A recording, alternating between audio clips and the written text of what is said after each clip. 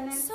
ఈరోజు పండుగ స్పెషల్ బూరెలు ఎలా చేసుకోవాలో చూపిస్తాను మీకు. అండ్ ఇది పూర్ణం అనమాట. పూర్ణాన్ని రౌండ్గా చేసుకోవాలి.